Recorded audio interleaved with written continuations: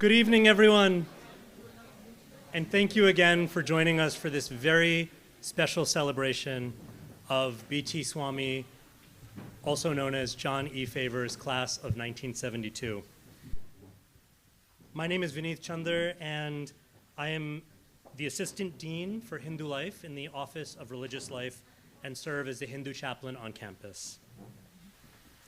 Hi, everyone, and welcome to the Carly Field Center for Equality and Cultural Understanding. My name is Victoria Yu, and I serve as the Assistant Director here at the Carly Field Center, previously known as the Third World Center. On behalf of the Hindu Life Program in the Field Center, we're so excited to have you all here today as we celebrate the life and legacy of B.T. Swami, also known as John Favors, from the great Princeton class of 1972.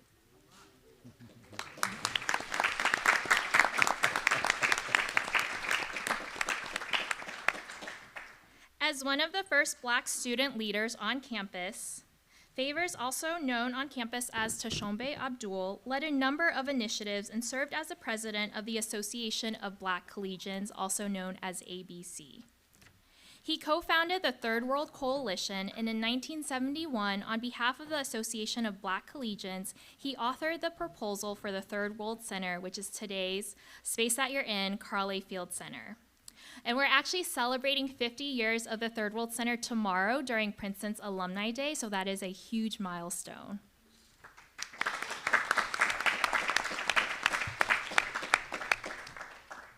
After graduating, he felt called to pursue the life of a monastic. And after requisite study, he was initiated into the Vaishnava Hindu tradition. Later, he was ordained into the highest level of monkhood and given the name Bhakti Tirtha Swami. He was given blessings to formally accept students of his own, marking him as one of the first African-American Hindu gurus in the world. Sadly, he passed away in 2005. I want to remind everyone that we have a beautiful display table. By show of hands, how many of you have had a chance to take a look at the display of the books? So I see many hands, but also some folks who may not have had a chance. Please, after the event, as you're able to, please go over to the table and take a look at the table, really demonstrating what an amazing and prolific author and teacher Swami was. We also have some copies of a biography written of Swami by Hinduism scholar Stephen J. Rosen. The book is known as Black Lotus. This was before the show White Lotus came out, so it has no connection. But we do have a handful of copies for anyone who would like to purchase one tonight. You may do so at the table. I also want to take a moment or two to acknowledge and thank all of you for being here tonight, and especially to our friends who have traveled from long distances to be with us. So bear with me. This is how we're going to do this. Please raise your hand if you are from or on Princeton University's campus or the surrounding area. Please raise your hands nice and high. Okay, let's give a big round of applause to our very own Princetonians. Now, if you've traveled from another state, if you've crossed state lines to be here this evening, would you go ahead and please raise your hands? All right, yeah, New York counts. Okay, big round of applause.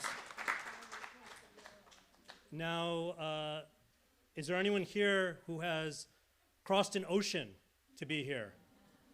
Who has traveled internationally? Can you raise your hands, please?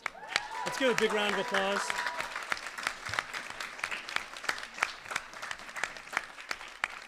I want to especially acknowledge and celebrate my dear brother, Edward Anoba, who traveled here for this event from good old London to be here with all of us and to celebrate. He's a student of Swami's for many years and a wonderful teacher, speaker, coach, and inspirer in his own right. Let's give him another big round of applause.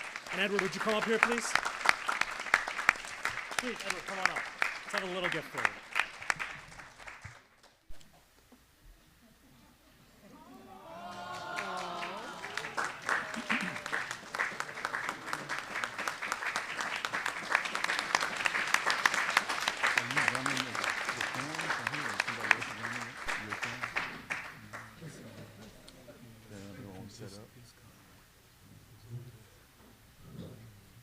Now, if you look beneath your seats, there are gifts. No, just kidding. There's nothing beneath your seats. I'm not Oprah.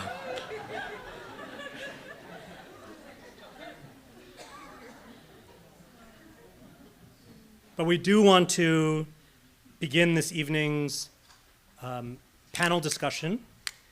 And to kick things off, I'm now delighted to invite world music artist and my dear spiritual sister and friend, Johnavie Harrison, who's with us, to lead us in a short invocation prayer. Immediately following the prayer, we will go right into watching a short film clip produced by one of our own panelists, Melvin McRae of the class of 1974, that will give us some context and perhaps set the tone for our panel discussion.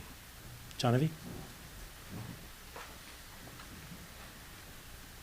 Samsaradava nalalidhaloka Tranaya karunya ghana ghanatam Praptasya kalyana gunarnavasya Vande Guru Shri Charanaravindam Vande Guru Shri Charanaravindam Vande Guru Shri Charanaravindam.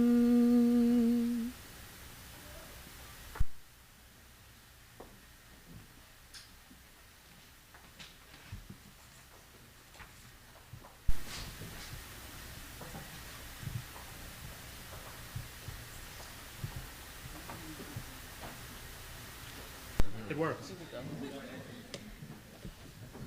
Just to have knowledge, just to have wealth, just to have prestige, so what? And you learned that at I learned that at Princeton. My life was always quite mystical. As a very young child, at 19 years old, I was a child evangelist. I had been a part of certain spiritual circles where we would perform different types of miracles through meditation and through prayer. And so these things stayed always in the background of my consciousness. I tried to forget, often I tried to put that behind me and to get more involved directly in, more kind of mundane or heavy materialistic schemes of things. But constantly, these things would come back to me and remind me that there's so much more to life. Would remind me that there's so many things that we don't see that are so much a part, of the given reality. Sometimes people will come into my life. So at one point, I think maybe my first year at Princeton, I met a particular guru.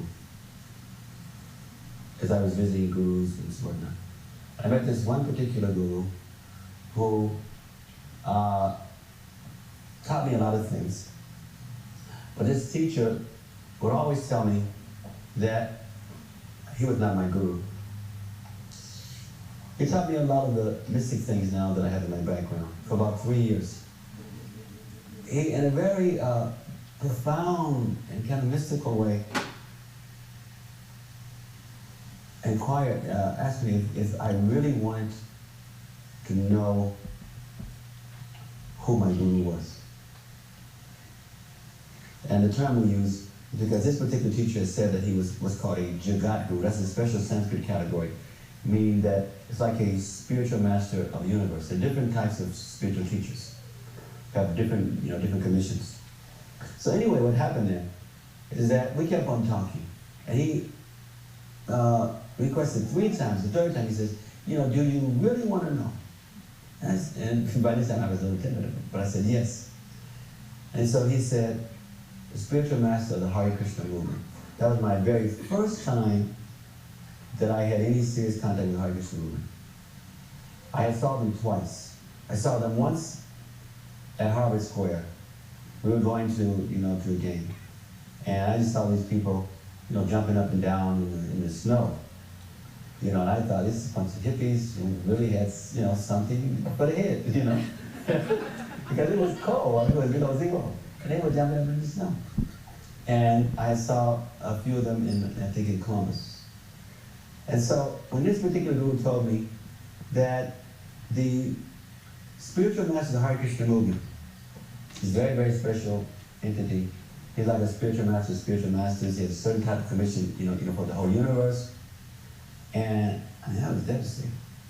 I said, you mean those people who wear tennis shoes and jump around in bed sheets and got white war paint on their face? Those white hippies to some kind of trip. Those people have some high knowledge? He said, yes. It was a challenge to me. Because he had taught me for 3.5 years, and this guy, he read minds, he performed all kinds of miracles. He had never lied to me, had never cheated me, had proven time and time again about his potency and his realizations. And he told me this, I could do nothing but investigate it. So I was at Princeton then, and I started coming to New York, sometimes on the weekends. I would go to the temple, I think it was in, Brooklyn, no, maybe Manhattan. I would go there, and sometimes I would stay over on the weekends. But literally, I would go to get some books, listen to the lectures, just to find fault. Because I didn't want to buy into that stuff.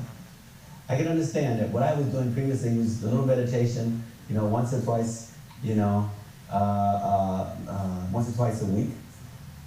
And that these people had committed themselves full-time to something that just didn't look right to me, It was so foreign, anything that I had been about. And because in those days it was just mostly white bodies also, I wasn't comfortable at all. But the more I read the materials, the more I visited the centers, the more I challenged the philosophy. Because I had all these experiences, a lot of stuff that wasn't integrated but was here and here and there. When I started putting it together and examining the philosophy, I was shocked. My nature is that when I felt strong about something, I wasn't intimidated to dive into it. But this was a big challenge.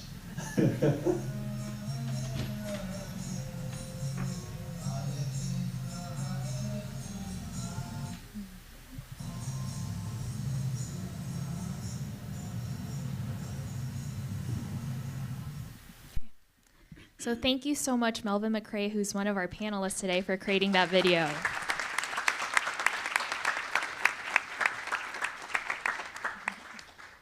Thank you, Melvin. It is now my pleasure to introduce our wonderful panelists for this evening. First, we have Dr. Krishni Metavier. Dr. Metavier completed her PhD at Duke University in 2021, specializing in the anthropology of religion in South Asian religions. Her dissertation centered on the intersection of Black Americans and Hinduism in the U.S., astutely revealing Black Americans' active participation in yogic tradition since the 1960s. Her writings seek to reconcile Black Americans' public contributions to these traditions with their simultaneously perpetual invisibility in discourse on Hinduism and African American religion. Krishni is currently a senior user experience researcher at Google, so her remarks today will not be in relation to or on behalf of Google. She will be speaking on her own behalf, representing herself and her previous academic research at Duke University. Next, we have Dr. Ganga Bay. Class of 2009, hails from Cleveland, Ohio, where she was raised along with her 9 siblings.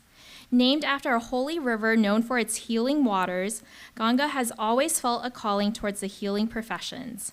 A medical anthropology course during her sophomore year at Princeton University sparked a passion for addressing the social causes of illness, particularly among marginalized populations.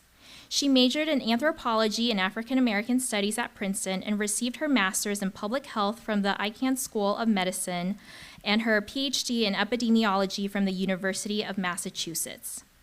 As a social epidemiologist at the University of North Carolina at Chapel Hill, her work draws on her spiritual upbringing and love for social science, and her research currently focuses on understanding the role of identity, self-concept, in influencing disparate aging rates between dominant status and marginalized persons with the goal of identifying novel points of intervening on the health consequences of structural inequity.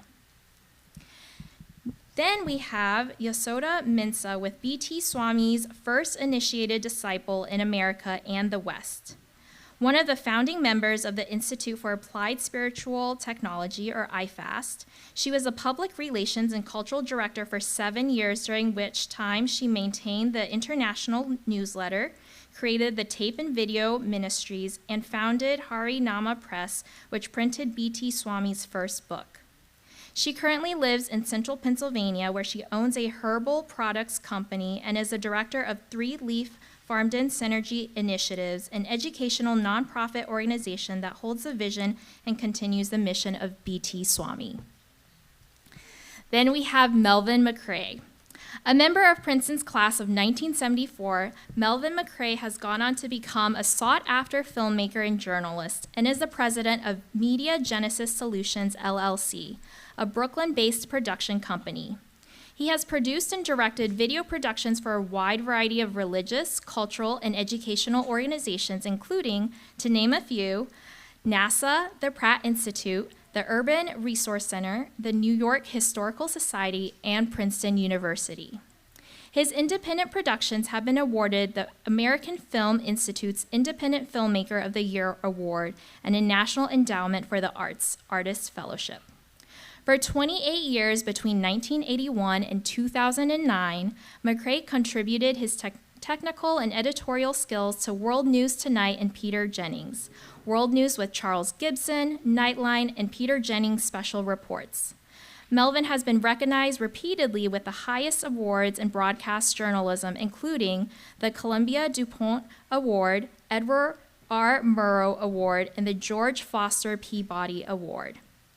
Melvin was awarded with a visiting professorship as a Ferris Professor of Journalism at Princeton University in 1999, and in 2008, McCrae was awarded the Princeton University Alumni Service Award. And finally, our last panelist is Eric Vinson. Eric graduated from Princeton University in 1973 with honors from the Princeton, In 1973 with honors from the Princeton School of Public and International Affairs, and went on to earn his JD from Georgetown University Law Center. He is currently a partner in Homewood Media, Inc., an New York-based early-stage multicultural content streaming service with channels for adults and children distributed on Roku TV, and recently launched on all Vizio smart TVs and devices. He has held executive positions in private banking with J.P. Morgan, Chase Manhattan Bank, and Bank of America, has worked for the New York Stock Exchange and Commodities Future Trading Commission, and is currently engaged in an LA-based intellectual property and entertainment law practice with clients in music and film. With his entrepreneurial spirit, Eric has launched diverse ventures, including one of the first minority-owned Major League Baseball equipment and merchandise manufacturing firms, an independent book publishing co-venture with Time Warner and primarily African-American authored books, which was acquired by HarperCollins and transformed into their imprint. Eric and his wife, Retta, have 3 children, including Noel Vincent St. Jean, alumni of Princeton's class of 2010.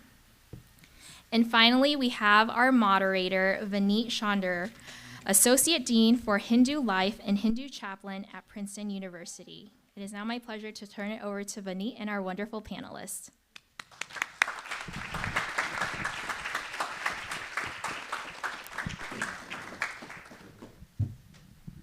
Thanks so much, Victoria.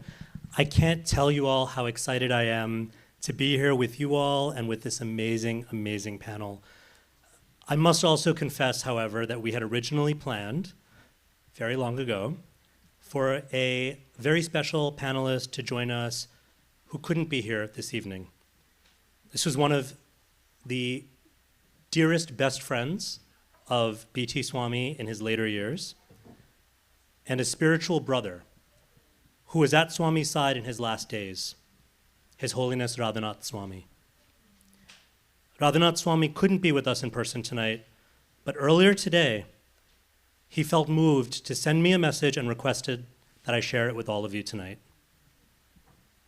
This is his message. I am overwhelmed with joy upon today's glorious ceremony honoring His Holiness Bhakti Tirtha Swami Maharaj at the esteemed Princeton University.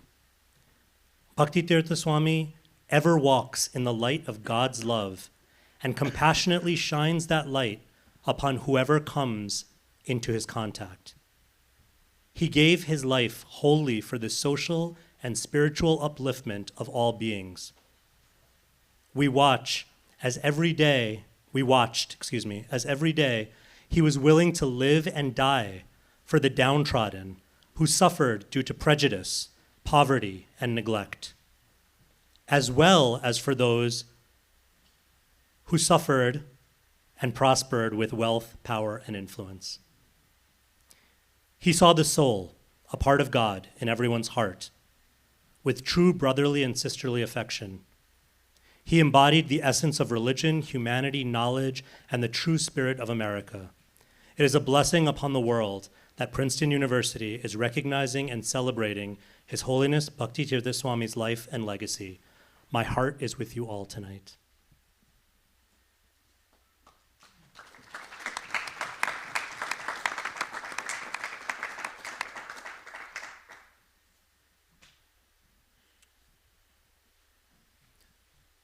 So with that, let me turn things over to our esteemed panelists.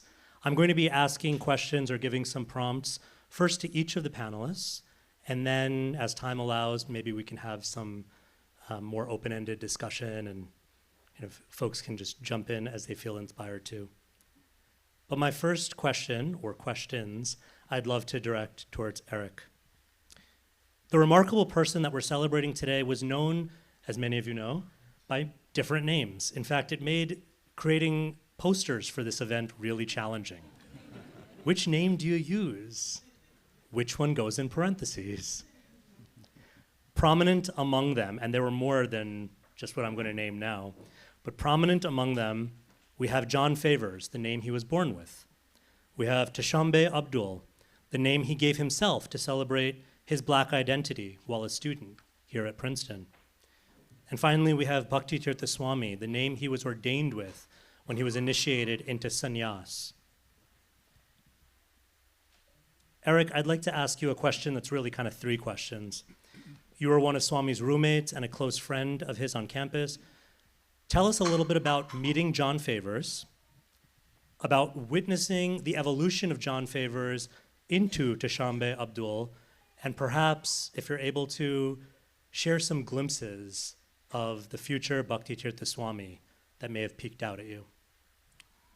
Well, I'm happy to share glimpses. It's very difficult to put into words the experience of having lived with and met John Favors, Tashambe Abdul, Bhakti Tirtha Swami. And forgive me if kind of looking at 50 years of memory that I can put into a 10-minute talk, which is very, very difficult. I met John as if I was a freshman and he was a sophomore at Wilcox Hall, which was a cafeteria and eating place for independence. And one of the first things that we talked about was where I was from, where he was from, and he mentioned he had been in Cleveland and he had worked with Jesse Jackson and Operation Breadbasket. And I had mentioned some of my background in high school as an activist. And we kind of linked up from that perspective. He noticed while dining at Wilcox Hall that I was putting ketchup on everything. And he said, hey, you know, what are you doing with that ketchup? I said, I like ketchup on everything. You put it on eggs? I said, yes. He said, you know what? I'm going to anoint you as the ketchup kid. So I didn't really think much of that until other of my classmates around campus started saying, hey, KK. I then realized how much of an influence that John Favors had because it impacted me and my reputation as the ketchup kid for my 4 years at Princeton. One of the things that was very fortuitous was as I got to know him, basically in the dining hall freshman year, we had to select, and he had to select roommates for the future, and he was a class ahead of me. And to get a call from him towards the end of my freshman year requesting that I consider being his roommate was an honor and a pleasure. And what iced the deal was that he indicated that I would have my own room in his suite. I said, how could you guarantee me my own room in your suite? And he told me about a system that he had where he basically asked other students who were planning to potentially leave for a year or drop out, that he would line them up as potential roommates, which then allowed me and other people potentially to have our own rooms. So he gave me essentially an offer that I couldn't refuse. During my sophomore year and his junior year, he worked on his junior paper. But during that time, he was going back and forth to New York, and I couldn't really understand what was going on in New York. In asking him, he indicated that he was basically involved in yoga, and I didn't really know what yoga was. I thought he was exercising. And he indicated that he was speaking with gurus during that time. And it was very interesting because part of his life and what he wanted to dedicate himself to was helping other people. And he certainly helped people around him in many, many different ways, in terms of he would give you the shirt on his back, or if you were out of money, he would say, hey, this is all I have for this month, but you can have it. And I thought that was the most unusual gesture, because none of my other roommates were like that at all. But during that time, going back and forth to New York, he also developed an expertise beyond the meditation that he talked about a lot that helped him in his life. He became an expert hypnotist. And I wasn't sure how he was planning to use hypnotism, and to a certain extent was a little concerned about it. But I kind of doubted the expertise, and one day he showed me, having brought another one of our friends up to our room and gave him a hypnotic suggestion that at dinner time he should hop up and down and say hallelujah in the middle of our dinner. And this person, who will remain unnamed, during dinner, as we were talking about what we had just seen on Walter Cronkite, started jumping up and down.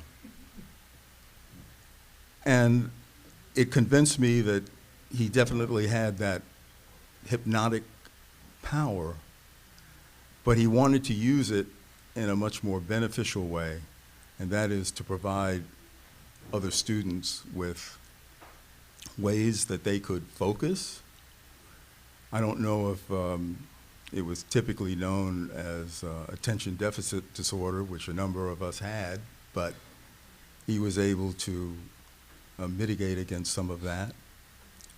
He was able to give, through hypnosis, to provide thesis and junior paper topics that people who couldn't overcome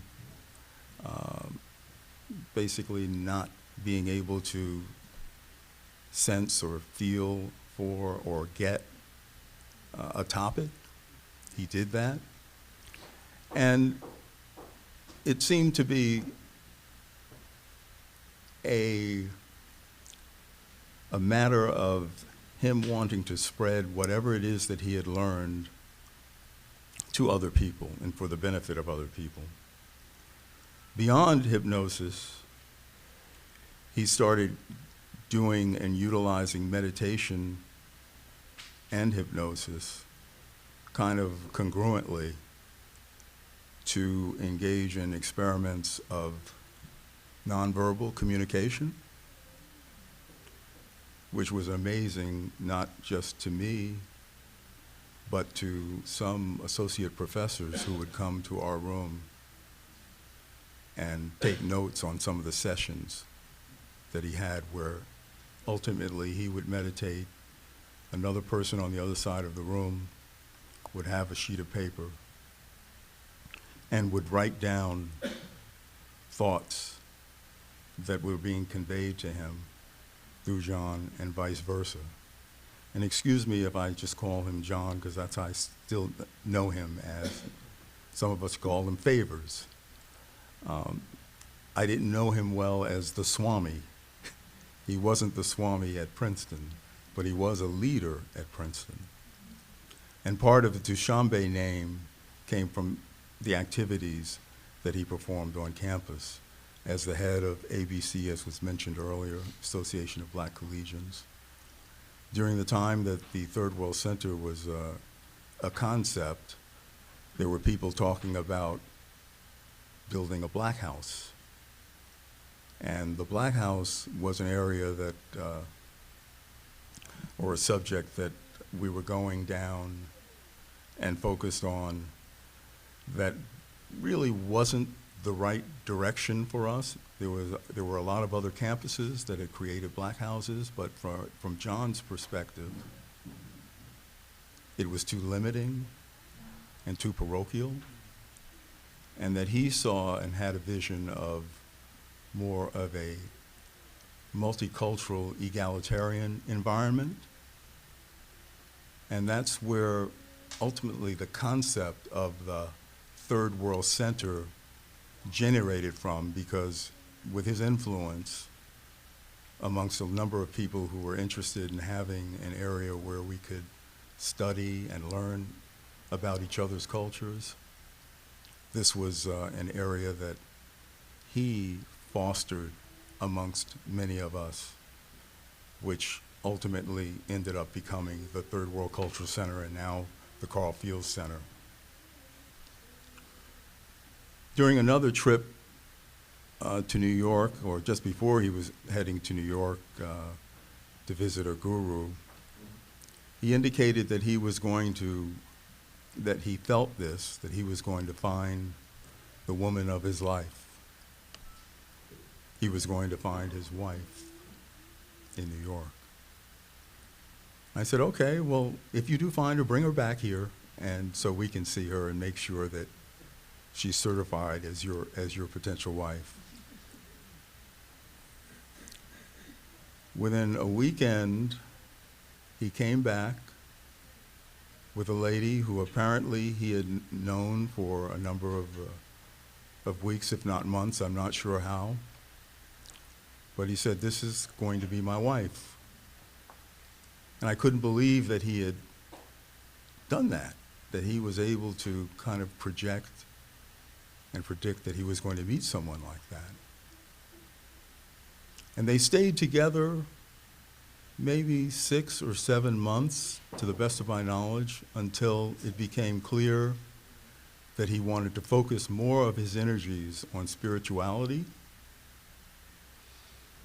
And he felt that he couldn't focus as much on building a link between himself and as he was moving towards some religion. And I didn't know what that religion was. But he shocked all of our roommates by saying that he was going to become celibate. And that was an unusual concept for a lot of us at Princeton, in the sense of what that actually meant, because I really didn't even understand what that word totally meant. And in one of our lengthy conversations, he explained to me how he was basically devoting himself to spirituality, and that anything else may take away energy from him to focus on his spirituality. It was hard for me to understand or totally agree with that, but knowing the ultimate altruist that I became to feel that he was, and the dedication that he had to anything that he got involved in, I said to myself, well, we'll see how long this lasts. And I think it lasted his lifetime. The last thing that I recall that he started to talk about as it related to kind of a skill and expertise that he was developing, or even a concept, was astral traveling. I didn't know what astral traveling was or what that meant.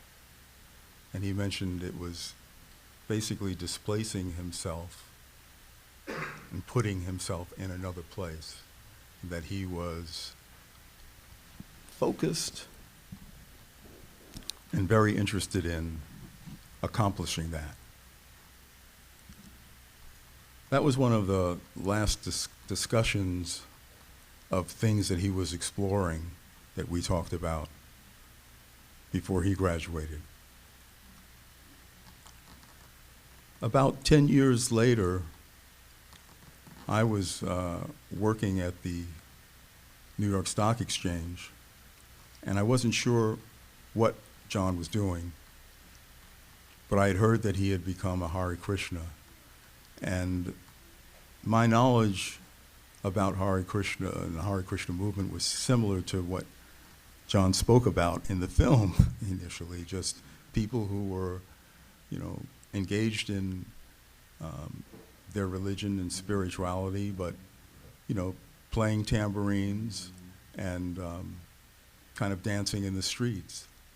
And my ignorance became evident when he called and asked to see me. He said that we haven't talked in a number of years, and he wanted to see me and talk with me. I indicated that wasn't sure whether the New York Stock Exchange was the best place for us to connect up, but that I would be happy to meet you in some other location. And he invited me to come to a building, apparently, on 8th Avenue and in the 50s. And I went there dressed in my suit, tie, New York Stock Exchange gear. I was a prosecutor for the exchange. And two people met me at the door and asked me, was I here to see Bhakti Tirtha Swami? And I said, who? I said, I'm here to see favors. They said, no, you're here to see Bhakti Tirtha.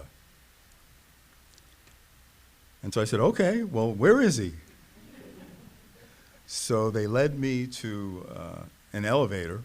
The two of them were accompanying me.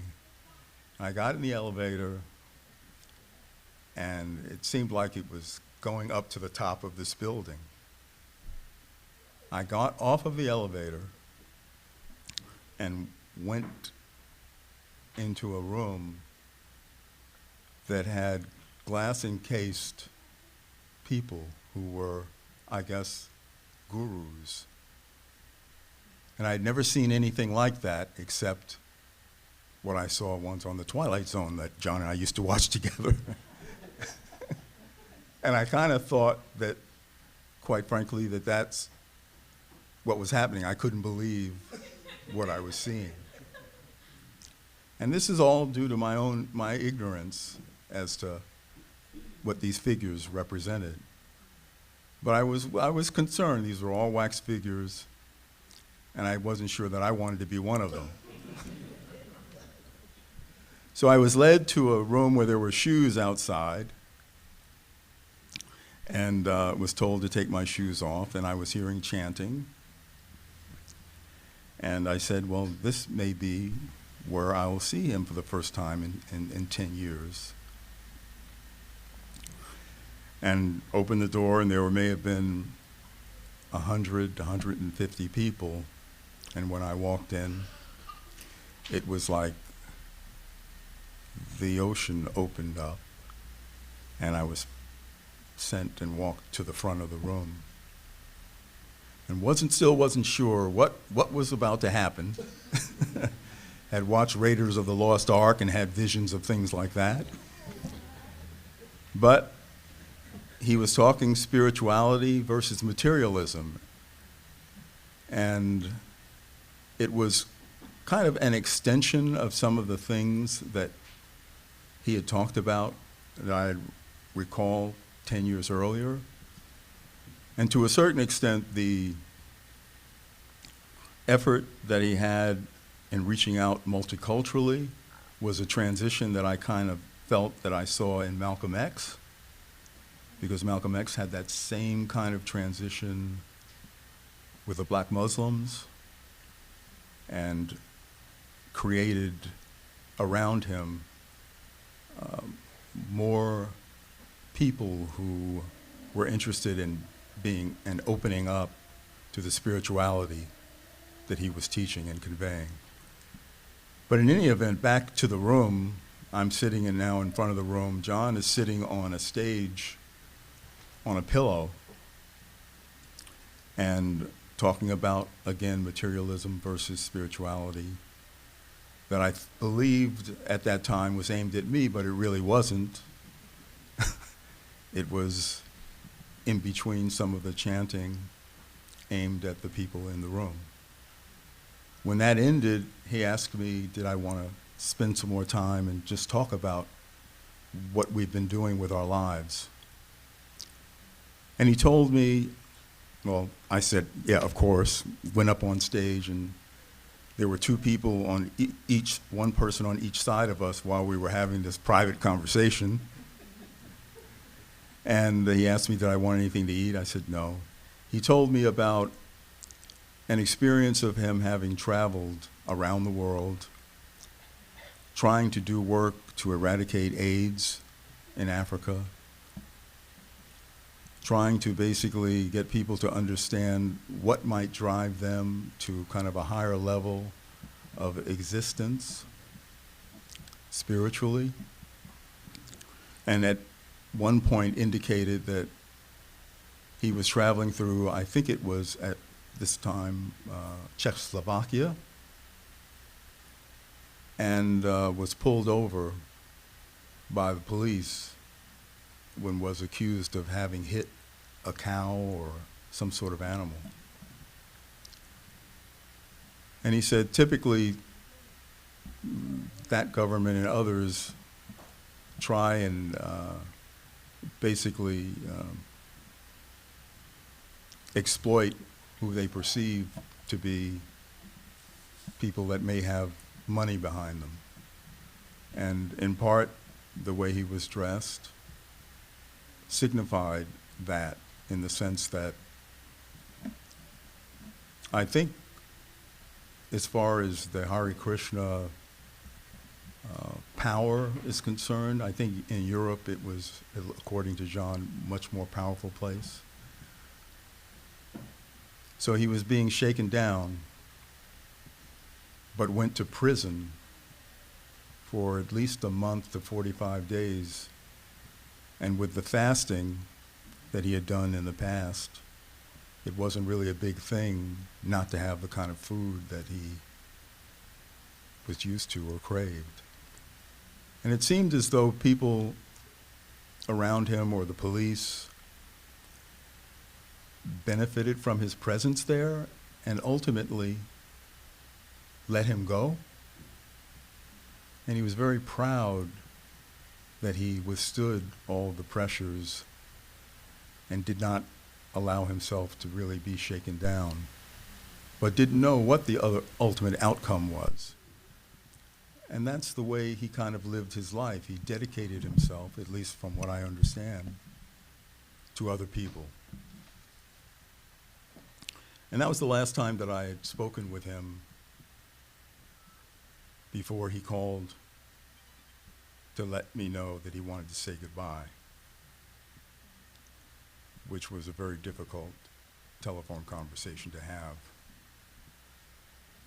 I'll close because I don't want to take up much more of your time. I was trying to condense,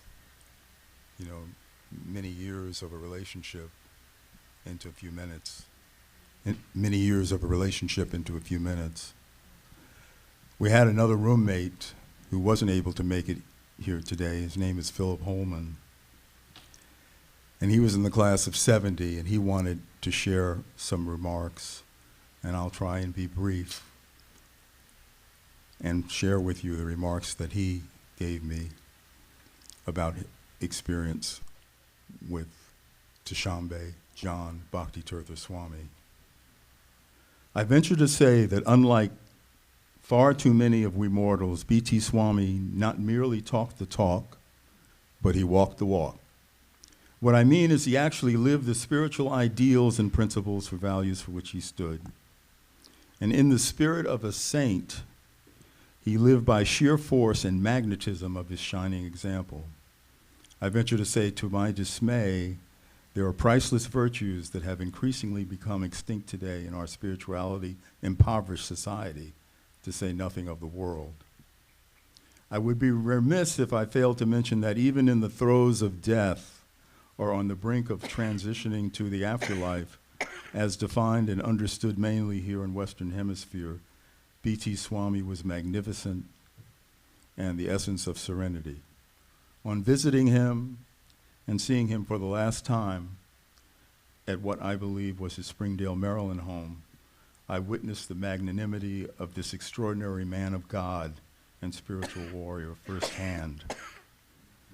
It was an experience to behold, one that will remain etched in my mind.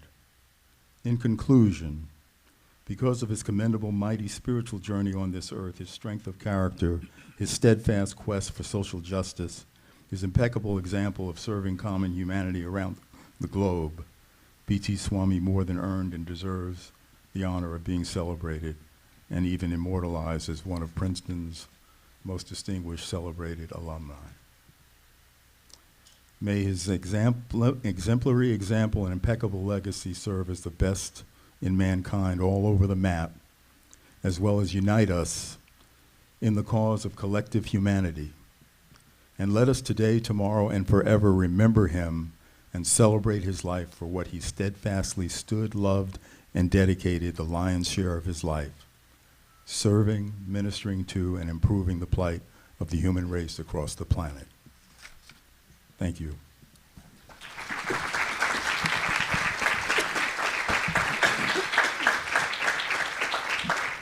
So beautiful. Thank you so much. And that brings us, I think, quite naturally to Melvin. You're working on a documentary right now about the Swami. And as a journalist, you wrote a beautiful and really well-regarded piece for the Princeton Alumni Weekly that was later published in the prestigious Princeton Reader Anthology called The Two Lives of John Favors. So I want to ask you about that. Were there really two lives of John Favors? Or was there one life that had two facets or multiple facets to it? I want to ask you, especially if you could speak to what you experienced when you first encountered him as a Black student leader here on campus, and then what you experienced when you reconnected with him later in life as a Swami. What connected those two lives, and what differences did you notice? Thank you very much. First of all, this is way too gloomy to celebrate John Favors. He was so funny, so vibrant a person. So I really take this as a celebration, of his life. And first of all, I want to find out how many people actually met John Favors, just by a show of hands. Very interesting. I'm sure you all impacted by that. And how many people are affiliated with Princeton? Okay, and how many people are affiliated with ISKCON? Oh, wow. It's like how did you do that? It's very evenly split. That's very good. You know, when I first... I was a little nervous when you were asking that, by the way. Just gonna be transparent about that, but please go on. So when I first met him, I knew very little about Princeton. I was freshman year, first ABC meeting. It was at one of the McCosh rooms, and I didn't know what to expect. So we all crowded in, and in front of the room was John Favors, or Dushanbe Abdul, as he was known then. And he always knew how to dress. And he, dressed the role that he envisioned himself in. And it didn't really have to conform to anybody else's understanding of the role, but just what was in his head.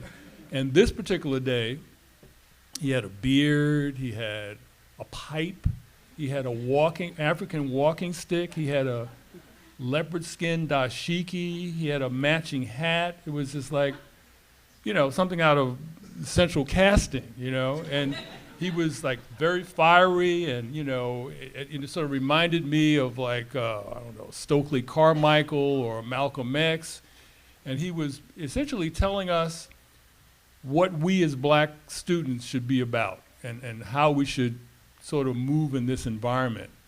And I think essentially what it boiled down to is that he really felt that we were here on campus because of struggle in the black community, and that we did owe something.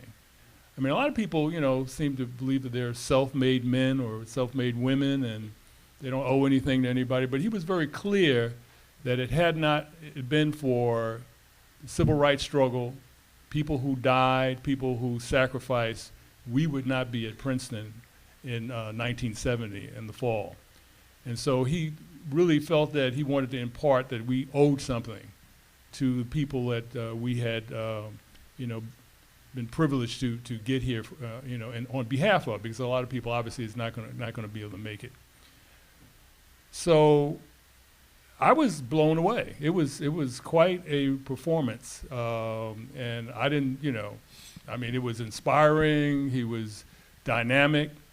And I can't really say that I had a lot of interaction with him. I remember one or two times, we did a one-on-one and we talked. Don't really remember what we said, but I vividly remember that particular speech and others that he gave.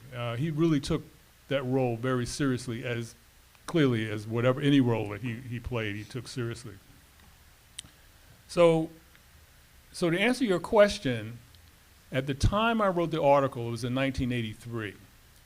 And I had also visited the Hare Krishna temple in New York. They had a restaurant called Govinda's where they served really great vegetarian meals. And I would go there a lot. It was also inexpensive too. And I had, I just got out of school. I didn't have the big bucks yet. So, but it was, it was a pleasant, really very spiritual place, because obviously the temple was upstairs, and there were a lot of, monks there and a lot of devotees. And I enjoyed the atmosphere. And so I was talking to a gentleman and mentioned that I had gone to Princeton, and he said, oh, we have a Swami here who went to Princeton. And I said, really? Well, they called him John Favors back then. I said, oh. So that's really when I got the idea that there was two lives, because nothing really prepared me for a monk in the Hare Krishna movement. So when I started to do the article, I thought there was two lives.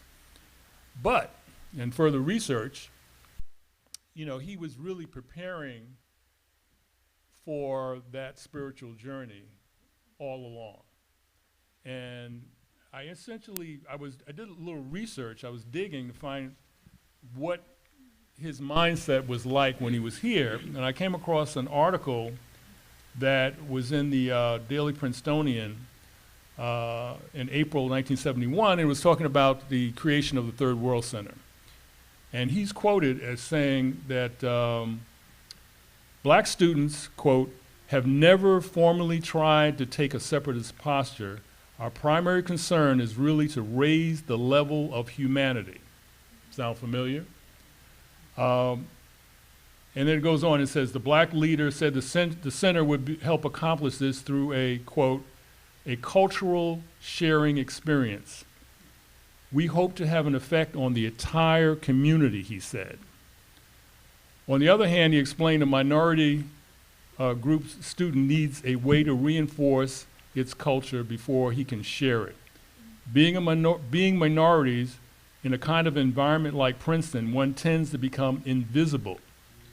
Thus, it would be absurd and nonsensical to have a third world center not run by third world people.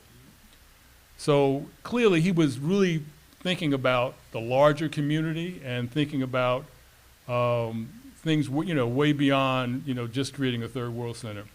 One other quote was also from a Prince article, 1972, when he said, minority students are faced with a dilemma. On the one hand, they see the university as responsible for turning out the type of persons who have made such a mess of the world today, and yet they as thinking people are seeking the tools to change the world. And that's really the key. He was really seeking the tools to change the world.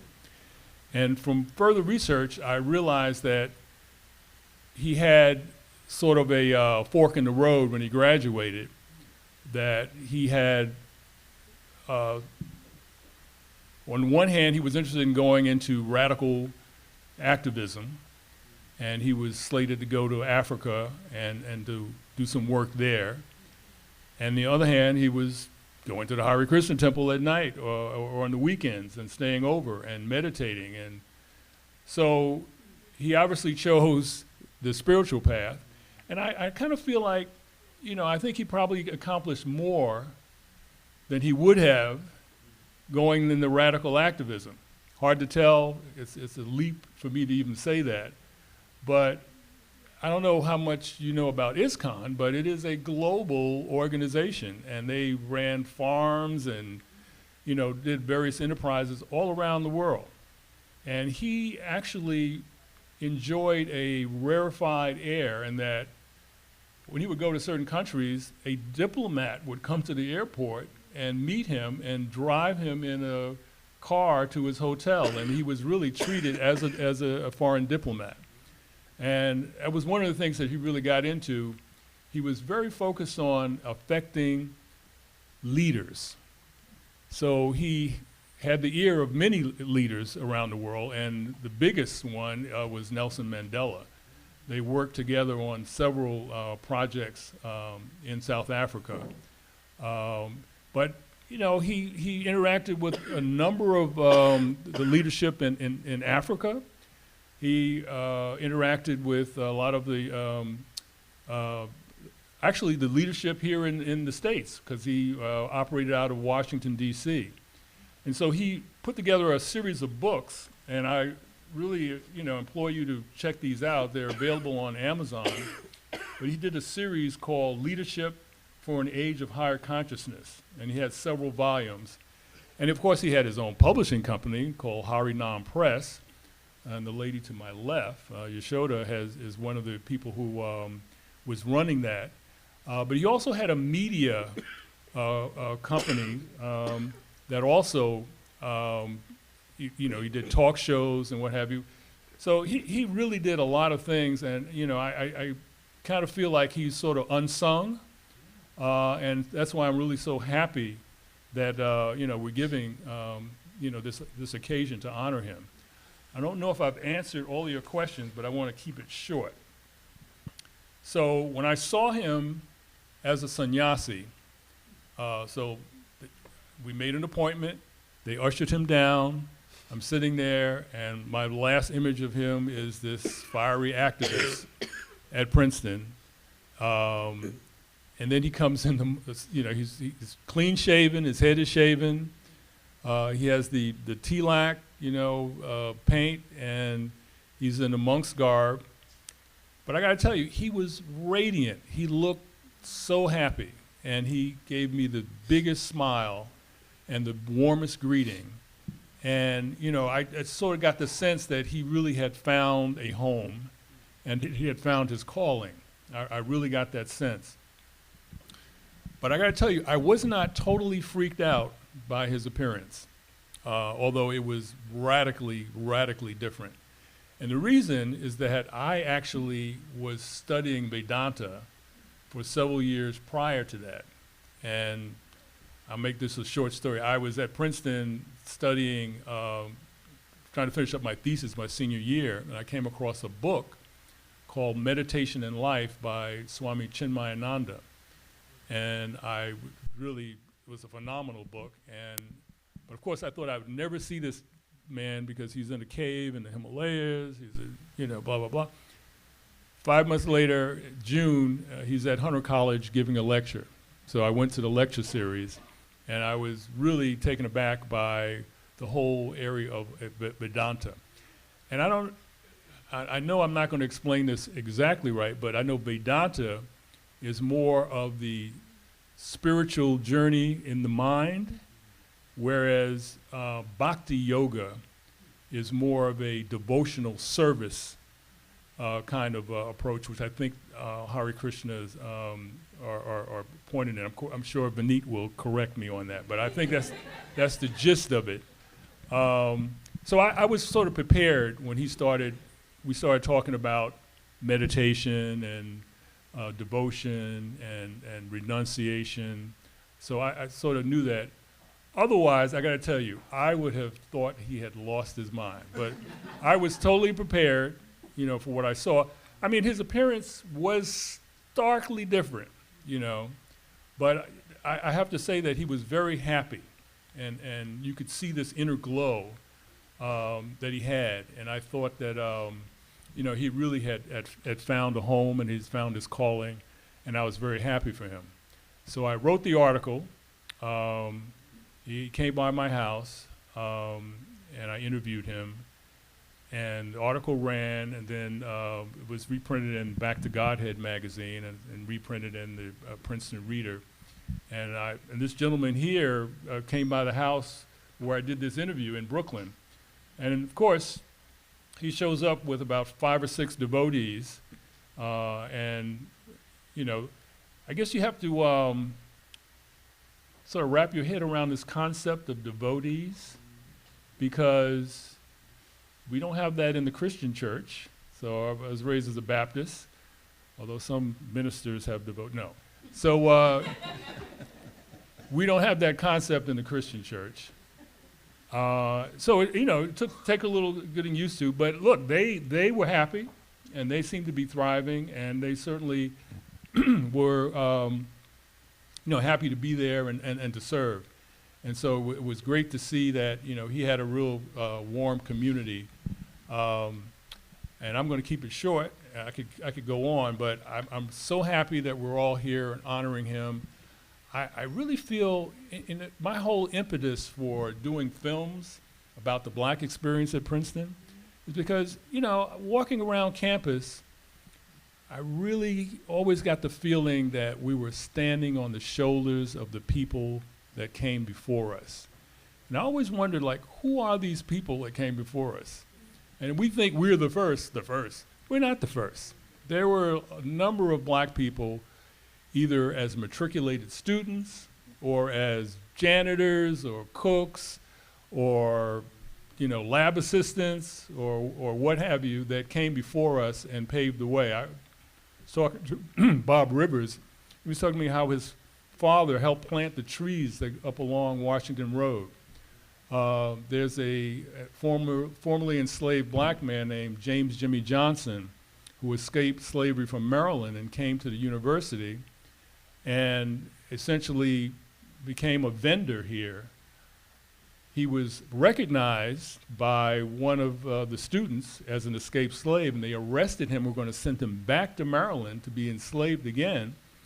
And there was a trial, and a white woman named Theodosia Prevost paid for his freedom. And this man became a vendor on the campus, paid this woman every penny back of the $525 she paid for him. and donated money to the building of the school gymnasium. So there are a lot of stories about black people here at Princeton before we got here. And so I always felt like I wanted to explore some of these stories and make them known, because I think it's important. And that's pretty much why I do the work. So I appreciate you all coming. Thank you. Thank you.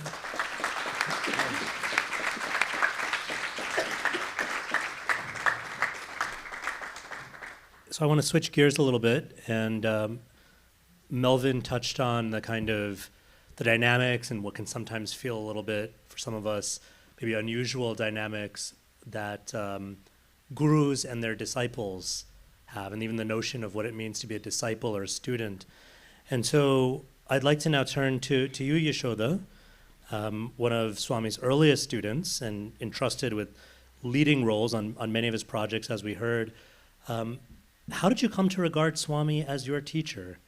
And can you tell us a little bit about him as a teacher, as an educator? Thank you. First, excuse me if I go into a coughing fit. Please don't leave the building. I'm perfectly safe. I'm just, I get exasperated. It gets exasperated by cold air. So, I wanted to thank Dean Chanda for arranging this program, because it's just, how many times do you get a chance to glorify such an exalted spiritualist at an Ivy League university? It just doesn't happen very often. And so this is like such an honor. Thank you so much. How did I get to meet Swami? Okay. So at the end of my existential crisis, we all had that, right? We've all questioned everything. So I was at college in Nigeria, and after a series of very fortunate events, so Swami had mentioned miracles, and there was a series of miracles that brought me into a classroom. The philosophy department had decided to give a talk on vegetarianism. I was already a vegetarian because I had, during my process of trying to figure out what I was doing in the world, had come to the conclusion that that was the path that led to deeper spirituality. So I was fascinated to see how many vegetarians were there in Nigeria, because I could only count one, which was me. So it's like, there's got to be more. And what do they eat? Because that's what they always ask me. Well, what do you eat? So I went to this class, and when I walked in, I could feel. I didn't even need to see. I could feel a presence to my right, and there was this person sitting completely alone, dressed in the saffron robes, glowing, as you had mentioned, just radiating. And immediately I was in his presence, my proximity alarm went off. And I could understand I had to give this person more attention. You know how you have that like buzzing in the back of your, do. Okay, there's something going on with this person. He hasn't said a word. He's just staring straight ahead. No smile, but this is somebody that I have to pay attention to. So long story short, that was the first time I ever saw him. And then coming to experience him, as you said, as an educator, one of the things that I really appreciated about, and I'm just going to say Swami, was not just as a visionary, somebody that could actually see so far ahead that it was hard for you to keep up with him, but he also saw the potential in everybody that he came in contact with. Even if you didn't see the potential in yourself, he saw the potential in you. And he didn't just see the potential, he acted on it. He acted on an aspect of you that you didn't even know you had. But being in his presence, you rose to the occasion, you rose to the challenge, and you found aspects of yourself that you didn't even know were there. And I think that was one of the things that really endeared people to him, was that you became a better person in his presence. And I'm sure that's also something that you were alluding to in your discussions with him and in your association with him. You know, he became a better person just seeing him. One of the other things too that I really appreciated in being a student of him was not just the fact that we were challenged to be more, and we could see that the work that we were doing was actually changing the world. But there was a quote, I don't know who had said this, it was probably Twain, but maybe not. But he said, if you want to make a small change, right? Change the things that you do. If you want to make a small difference, change the things that you do. If you want to make a major difference, change the way that you see.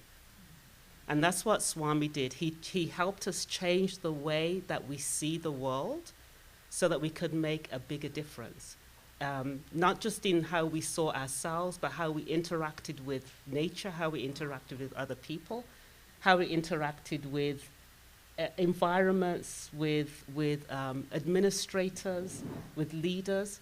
And by seeing the greater picture, by seeing the spirituality in everything, we are able to continue making those changes. And I'm using the present tense deliberately because even though he hasn't been physically present on the planet for this is the 18th year now, that doesn't mean that he's not still working. Doesn't mean that he's not still having an effect. And that is the amazing thing. I mean, you talked about him and the hypnosis and the whole mysticism, and I'm thinking to myself, oh, okay, that explains a lot. You know? Yeah, it explains a lot. But yeah, his ability to help us see the way that things could be, you know, is one of the things that remains a focal point in my heart and in the way that I'm living my life now. Because Swami is still here and he's still working through his books, through his videos, through his, if you just hear his voice and you're kind of sitting up, listening, you know, okay, what do I need to do next? And you know, that's the power that he had. So I'll leave it there. Thank you.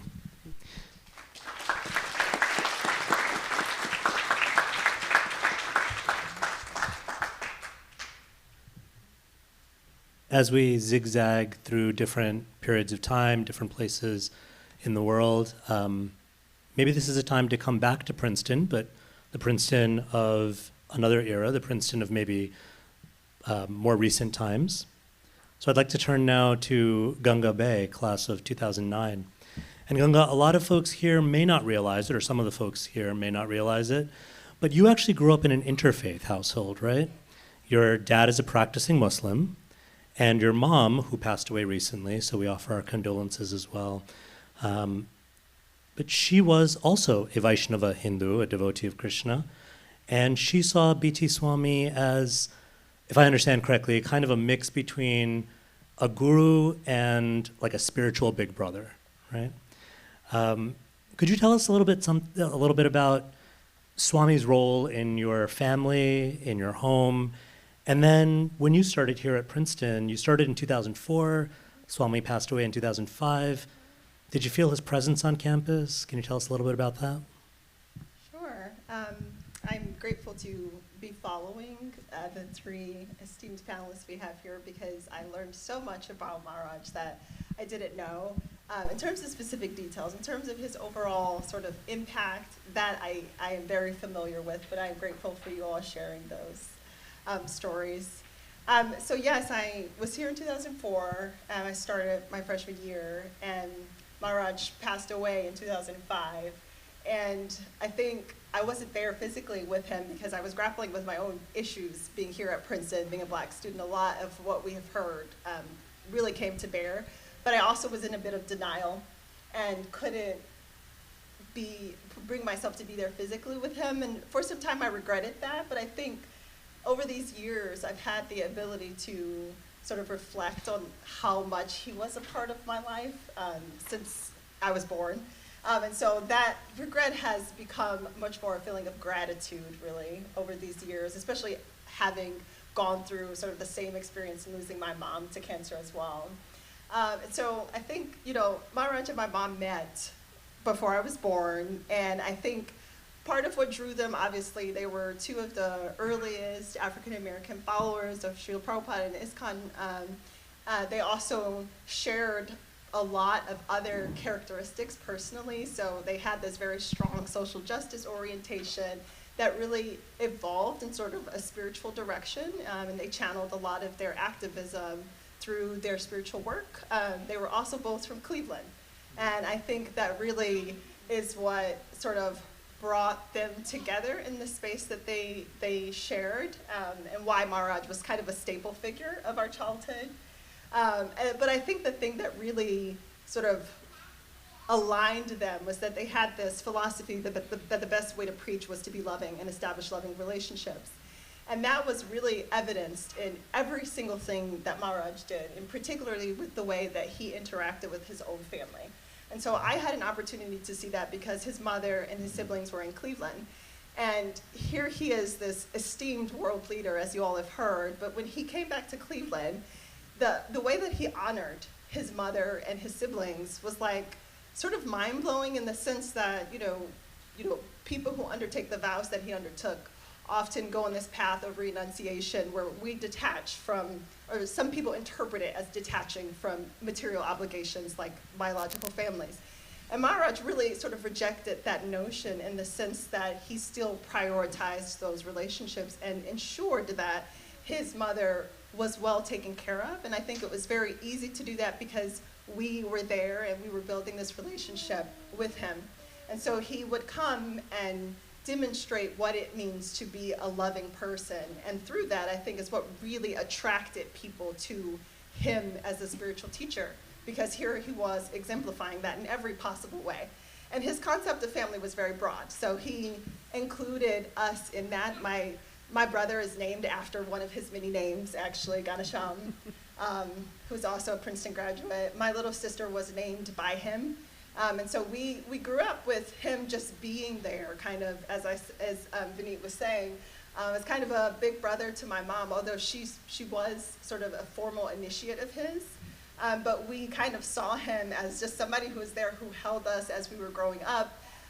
And so as I was growing to learn about sort of the scope of the impact that he was having on the world really was transformative for me. And I didn't even know it at the time, but I was sort of embodying a lot of that, kind of what he was saying in the video, those seeds that were being planted at the back of your head that you don't know will start flowering until later on. But to get back to your point about sort of the interfaith household and how Maharaj supported that, I think the sort of what others have been speaking to about this sort of multiculturalist focus and this inclusive attitude that he had. My stepfather, as you said, is a practicing Muslim, but was very involved in the sort of building of our Hare Krishna community in Cleveland. And Maharaj always encouraged him to take a leadership role, even within the Hare Krishna faith. And it was very astounding to see because he's still going to the mosque, and we would go with him, and my mom would keep Ramadan or the fasting. And so we had this sort of dual participation in Islam and Vaishnavism, but it was so seamless almost because Maharaj supported that. And my mom looked up to him so much. I think she really drew so much inspiration from how he treated my stepfather. And that inclusive attitude was something that helped build his family. And I think I see so many of the people here who I consider my mothers and fathers because there was a community or this extended family that Maharaj was helping to craft by the way that he demonstrated the practical application of spirituality in loving relationships. And I think in terms of the legacy that I feel from him at Princeton, or felt during my time here, I think part of that was what I carried with me here. I think I grappled with a lot of the issues of trying to establish my spiritual identity in the context of a world that can feel very materialistic. And a lot of times that feels overwhelming, right? Because materialism is easier by far to gravitate toward. But I think with those seeds being planted, and it didn't help that my mom never let us forget, oh, you know, Bhakti Tirtha Swami was a Princeton graduate, and are you following in his footsteps? And I'm like, how is it possible to follow his footsteps? But what he demonstrated to me all those years was that it is possible to follow in his footsteps. And what he was doing was laying out the sort of groundwork for how you, regardless of how sophisticated or esteemed you are, can also exemplify that loving sort of aspect of God and that devotion that you spoke to. And so I think part of the legacy that Maharaj leaves here is, even in the Field Center, where we very much felt like we needed a space that was ours because that invisibility was very real, I think the idea that you still, in reclaiming your identity, it doesn't have to be based on what you feel was taken from you. It can transcend that, right? So if African Americans are made to feel invisible, I don't have to be limited to the concept of being African American as I am reclaiming who I am. And it can very much transcend into something much more sort of universal, in the sense that I was never this body before. I was never in a woman's body necessarily. And so that freedom to think beyond the physical bodies that we are in is a legacy that I think Maharaj very, very much left here at Princeton. Yeah. Thank you.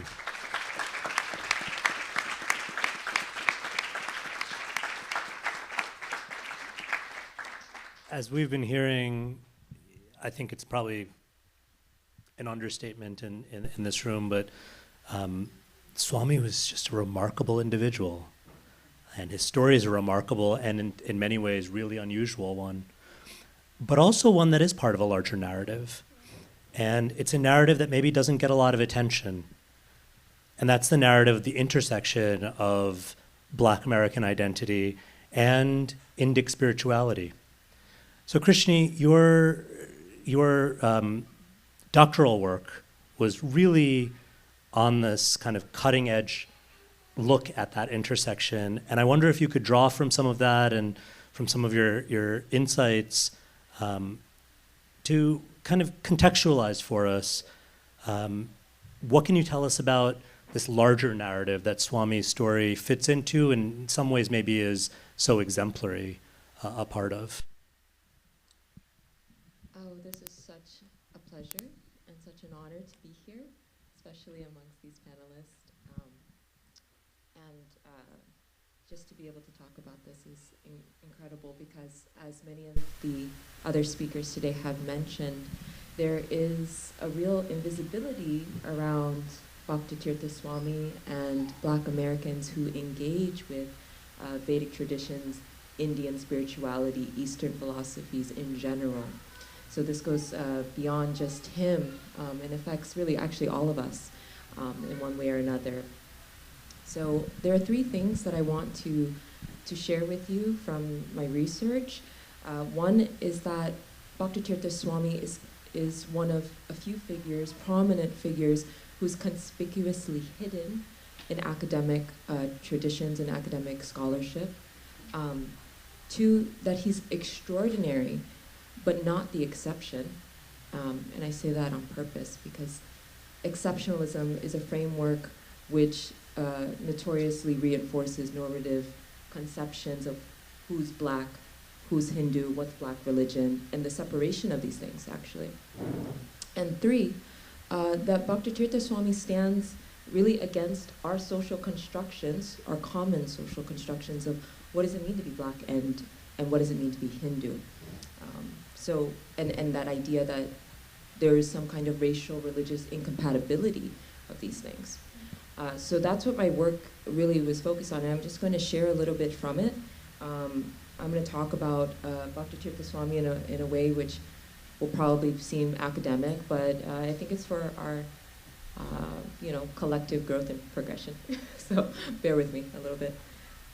So formidable is the prominent African-American Princeton University graduate John Favors, turned Vaishnava guru Bhakti Tirtha Swami, who initiated hundreds of disciples, upwards of 1,000 disciples across North America, Africa, and Eastern Europe into Gaudiya Vaishnavism, as you've heard today. And he has published 19 books and has appeared on dozens of TV and radio programs, including regularly on Black-owned and Black-hosted radio shows, like the Kathy Hughes talk show in the 90s. He also acted as a consultant, as you all have mentioned, to several prominent leaders, including Nelson Mandela, first president of Zambia, Muhammad Ali, and Ben Amin, leader of the African Hebrew Israelites.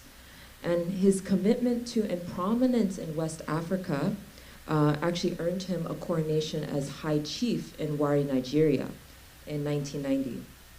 And posthumously, his life's accomplishments were honored and entered into official government records in a ceremonial resolution by no other than Washington, D.C.'s mayor. So Bhakti Tirtha Swami was and continues to be immensely influential and a prominent Black figure. And there were others like him as well. You may know Alice Coltrane, a renowned jazz musician, and actually is the earliest known African-American spiritual master of Hinduism, becoming a Swamini Turiya Sangeetananda in 1976. She authored 3 sacred revelatory texts, composed 15 devotionally oriented albums, some on major record labels like Warner Brothers. These are people who you just cannot ignore, is what I'm trying to say. Founded and directed a Black multi-ethnic, quasi-monastic community for over 30 years. So Bhakti Tirtha Swami was doing it for 35 years, Swamini Turiya Sangeetananda, 30 years. There indeed is also Ganga's mother, Krishna Nandini Devi Dasi, who I had the pleasure of interviewing, and who's a Black American female Vaishnava teacher, speaker, author, pioneer. And she too maintained a Vaishnava religious community for over 25 years in Cleveland, Ohio. Despite these public luminaries having established and sustained religious communities globally for decades, scholars write very little, if anything at all, of African-descended peoples' religious commitments to what is commonly known as Hinduism. And for that reason, that's why I say they are conspicuously hidden, because they're very, very prominent. They're in newspapers, TV shows, radio programs, on record labels that we all have heard of. But if you ask a scholar of religion about these figures, they will not know their names. So that's why I had to write something about it. So I've only mentioned Black American Hindus. This is not even to speak of African Hindus, like Swami Ganananda Saraswati, or the African diaspora living in India today, known as the Siddhis, who have been there for hundreds of years. So I sought to uncover Black Americans' presence and influence in Hinduism since the 1960s. It goes back further than that. But I also raised a very urgent and ethical theoretical question, which is, can a Hindu be Black? And that was the title of my dissertation. It's like, can a Hindu really be Black? And I asked that question not because I believe it's a real question, it's more of a rhetorical question, because since encountering Alice Coltrane's spiritual metamorphosis, since encountering Bhakti Tirtha Swami, I've not been struck by Swamini and Swami's presence or existence, because in my research, ethnographic research in temples today, I already knew that there were African Americans there. But I was actually struck rather by their absence in academia, especially religious studies. Neither them nor any Black person is studied in collections of academic essays on gurus in Hinduism, such as the graceful guru, gurus in America, or homegrown gurus. Swami and Swamini do not figure into Black religious scholarship either, like Anthony Pinn's broad survey of the varieties of African American religious experiences, nor his later work in 2013, introducing African American religions. And in general, just surveying through all of these texts and doing all this research, my search for Black people's emergence and presence in the study of religion, whether it's Hinduism or Black religion, revealed that the racial religious intersection that Swamini and Swami stand at is one which appears to be especially hollow and vacant from the vantage point of this episteme of knowledge. And in reality, though, it is not vacant. They are quite present. They're quite prominent. But in their absence, I was haunted by a question, which is why are Black participants non-emergent in these studies? Or equally troubling, why is Hinduism not present in the study of Black religion? So let us remember that the absence of evidence is not the evidence of absence. And Black Americans and Indians have a very long history of creating political solidarity and alliances going back to the early 20th century with W.E.B. Du Bois, the sociologist, esteemed sociologist. That's 50, 60 years prior to Bhakti Tirtha Swami. There are other figures like Howard Thurman, Sue Bailey Thurman, Christian theologians who were mentors and predecessors to Martin Luther King, who went to India, met Gandhi, were influenced by Gandhian thoughts and brought that, and then mentored Martin Luther King in nonviolence and ahimsa. So I deliberately tried to frame this question as really an invisibility, a question of invisibility and non-emergence, because I want to question our racial narratives. I want to question our racialized religious categories, not Black people's presence, because I don't find it unusual. Because like Ganga, I actually grew up in Hindu traditions in going to temples. And so for me, this is not unusual at all to see myself here, to know that there are other people like me here. So as we begin to awaken to and discover, and I put that in quotes, intersections between Black people and Hinduism, South Asia more broadly, well, it might seem rational to try to explain, oh, they were not participating before, and to focus on this narrative of novelty and exceptions. But however, when we position Bhakti Tirtha Swami as the exception among Black people, that reinforces what is normatively taken to be true. That is that Hinduism or yogic traditions are not part of Black religion. So Black Americans have not only practiced Hinduism and yogic traditions, but they have led it.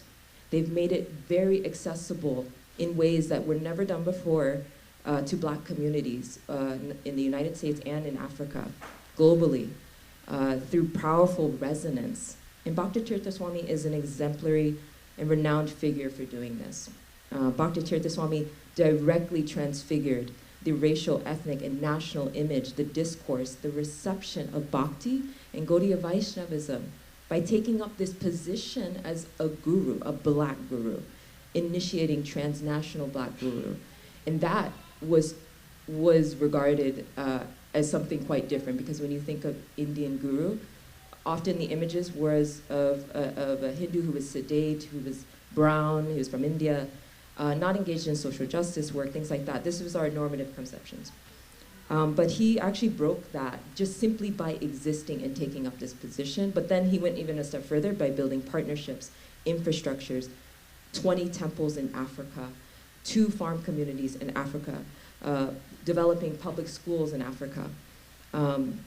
And he did that predominantly in Black communities in the United States as well, in Washington, D.C. So, and he directly initiated large numbers of Africans and African Americans. So that's how he transformed and transfigured the identity, racial, ethnic identities of Bhakti and Gaudiya Vaishnavism for the world. So grateful that we're doing this and glad to be here. Thank you so much.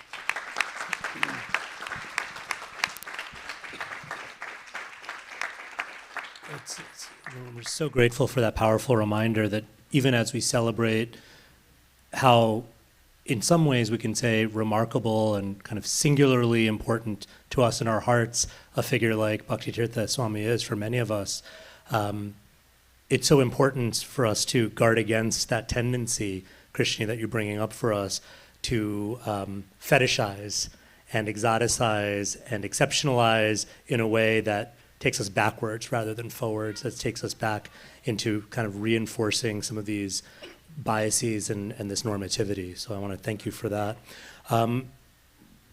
We are in the spirit of Bhakti Tirtha Swami. Bhakti Tirtha Swami was over the top with everything. So we are over capacity with the number of people that are in this room. And we are over time. And I was going to make a joke about Indian Standard Time and colored people time, because I've heard it both ways, but I don't even need to make the joke because it's in your minds already. So we want to really appreciate everyone's patience. I've got a bunch more questions, but I'm going to bring things to a close with just two more questions that I want to open up to everyone. One slightly longer, and one is going to be just a real quick lightning round type. But here's a question for whoever feels inspired. I just want to contextualize this a little bit. Swami passed away in 2005. I'm looking over here at some of these wonderful students that I engage with, and I don't want to ask them what they were doing in 2005, because I'm going to feel really old. But here's a little bit of a review. 2005, Twitter and Instagram didn't exist. Facebook was a year old. In 2005, we were 3 years from the election of our first black president, and 15 years from our first black South Asian female vice president. In 2005, Donald Trump was the host of a show called The Apprentice in its second season and was a registered Democrat. Marriage equality was only a legal reality in one state in this country in 2005. We had no Black Lives Matter or Me Too movements yet. And most of us in 2005, those of us who were around and about in 2005, could hardly have dreamt of a country that would be so divided, especially along racial lines, that we would witness in our own lifetimes an attempted insurrection at the US Capitol with strong white supremacist underpinnings to it. So that was 2005. Now let's do a little bit of imaginative thinking. If Swami were with us in 2023, what do you imagine that he and his teachings would have to offer this moment that we're all in? If he were with us today, what do you imagine he would be directing his energy towards, and what would he be offering to all of us and to the world? Whoever wants to take it. Like I said earlier, that Swami is with us. So I was thinking, well, why don't we have him answer that question himself? So in Spiritual Warrior 3, which is called Solace for the Heart in Difficult Times, there's a chapter called Guidelines for Responsible Action.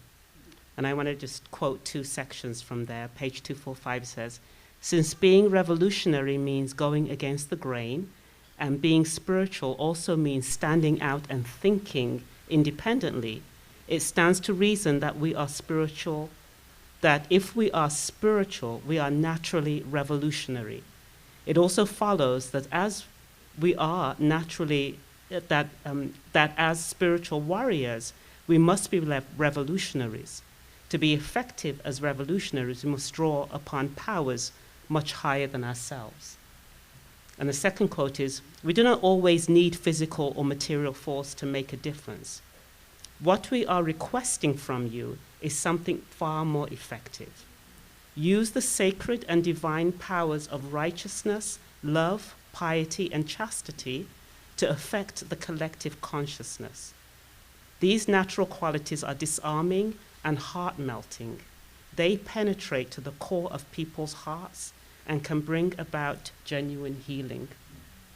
So you asked what to do. He said, we've got as spiritual warriors, we have all of these qualities, and we need to use them to heal the planet. Beautiful. Thank you for sharing that. Would anyone else like to?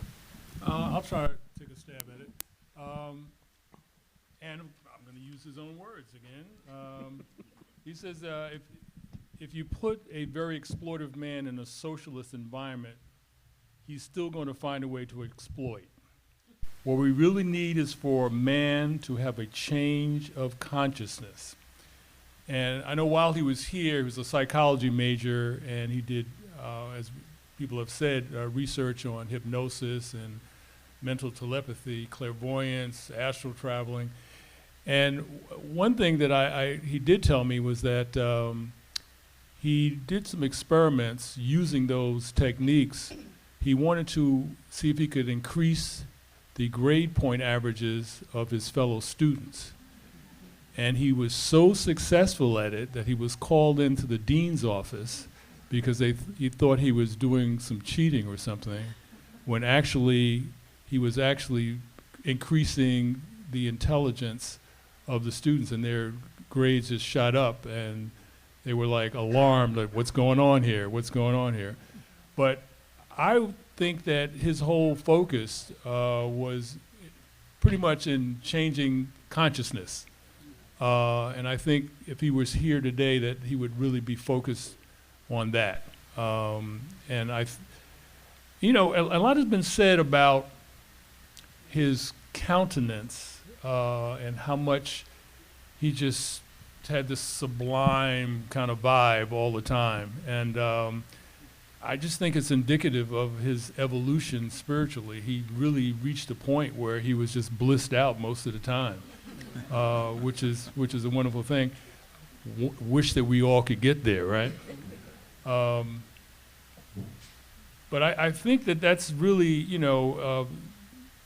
where we should be looking forward, trying to evolve to a higher level of consciousness. And I think he provided an example for us. I would just add very briefly to that, kind of very much in the same vein, that I think there was this timelessness to what he was preaching. And whether you go back 60 years or forward 80 years, I think sort of the core message remains the same. And there was really, in the consciousness shift that he was advocating for, there was, again, this sort of love underneath that. And I remember hearing from him, one of his lectures, that everything that we do is either a function of our desire to give love or to receive love. And I think that really underscores his ability to see through all of these different horrors that you sort of outline that we find ourselves in 2023.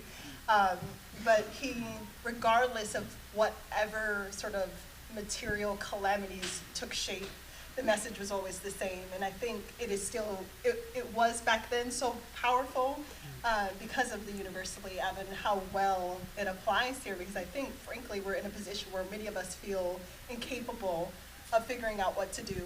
And I think these words here are still as much of a valuable guide to practical solutions as they were when he originally wrote them.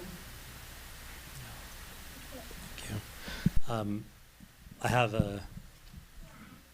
a copy with me. It's just one copy, but this is Bhakti Tirtha Swami John Favor's senior thesis from 1972, and it's entitled, well, it has two titles. It's Yoga and Western Psychology, or Does Mankind Have a Future?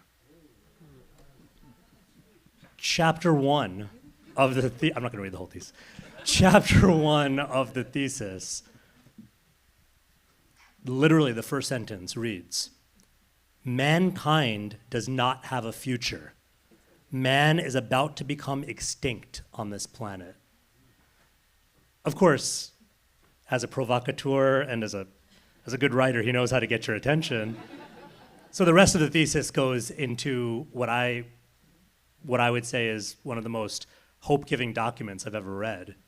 But it starts from that place of wake up, because the status quo, if we just accept the status quo, mankind really doesn't have a future. And when I read these words in 2023, it's like, to your point, they ring just as true, if not more true today as in 1972 when he wrote them. I wish we could spend so much time together, please. He didn't share that or those thoughts with his roommates.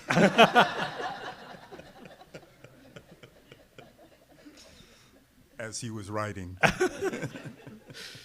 I don't know if we're allowed to be so unfiltered and uncensored to know what his process was as he was writing, but I know some of the seniors in the room probably can imagine all the range of emotions that he was going through as he was trying to get this thing done. I want to thank you all so much. It's been such a pleasure. Like I said, I literally have, I'm not joking about this, I literally have pages of additional questions, but we'll have to save it for another day. The final question I want to leave you all with, and if Victoria, if you could maybe help us get that screen back up. just for the ending. The final question I just want to, or the final prompt I want to leave you all with is Bhakti Tirtha Swami, John Favors, Dushanbe Abdul, to you, in terms of your relationship, your understanding of him, in 3 words for us. So I'm limiting you to 3 words. What you want to leave us with. Take a moment to think about it while the screen ominously comes down behind you.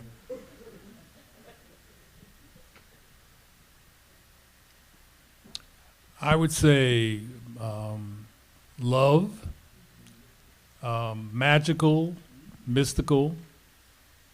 And I got to explain a little bit about that. Is that I ran into him everywhere in New York City, at rallies, at gas stations, on the street, and I just felt that something was going on other than what I could see. And so there was something very magical and mystical about our relationship. I would say altruist, humanist, and revolutionary. And that's because we've gotten the tone of things that he's preached and spoke about in ways that we've never heard defined in the way that he has in his life. And that's the revolutionary part. The altruist and humanist part basically glow from him that we've all seen in even meeting him as a student, as a classmate. These are things that you can't capture except in the essence of going through life. Okay. My 3 are visionary, revolutionary, and futurist. I think everybody's stolen my 3 words. He once said that you can't be compassionate unless you're going to take action. So, love in action, I know that's 3 words, but I'm taking it as 1 word. Compassionate and revolutionary. I think I have to go with some combination of what's been said, a loving, spiritual revolutionary. Excellent. Cool. Round of applause.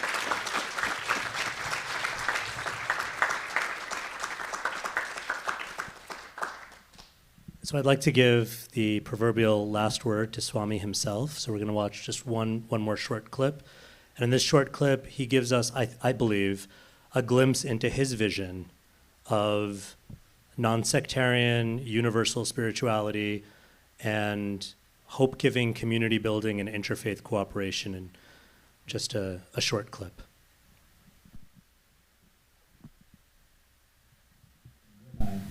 Even at an early age, that religions are vehicles.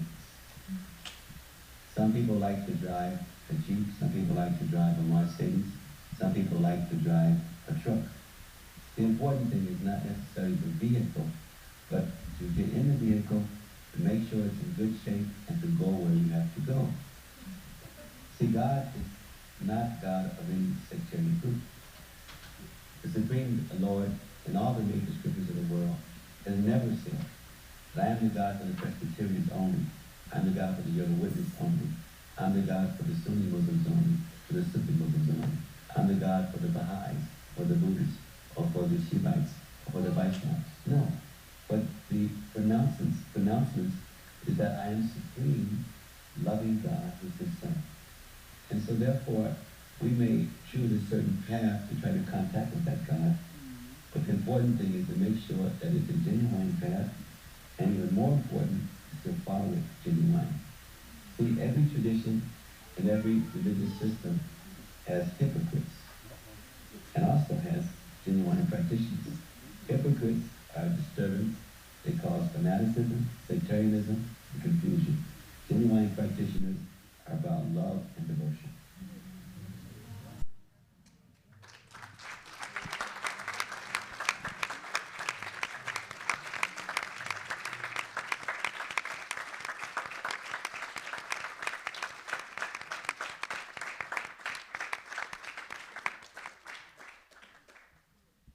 So once again, I'd like to just offer my deep, heartfelt gratitude to our panelists. Let's hear it for our panelists one more time. To Divya's Kitchen in New York City for this delicious dinner we all enjoyed. And Victoria and I have so much gratitude for the hardworking staff members of both the Carl A. Field Center and the Office of Religious Life. They may not be here, they may not all be here with us right now, but let's just give them a big round of applause. As well as to all the hardworking folks in facilities and building services, to our partners at the Association for Black Princeton Alumni, to the wonderful barbershop and beauty shop group that some of you may be familiar with and are part of, that I feel just so privileged to have been kind of like adopted into, and I hope to continue to be a part of that group, and to countless other folks on and off this campus who helped to make this evening possible.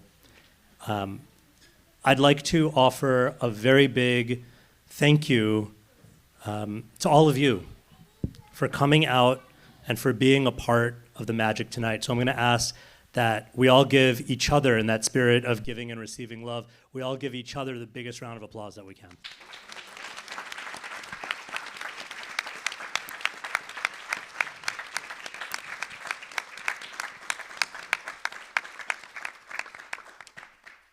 We want to invite everyone to please keep in touch.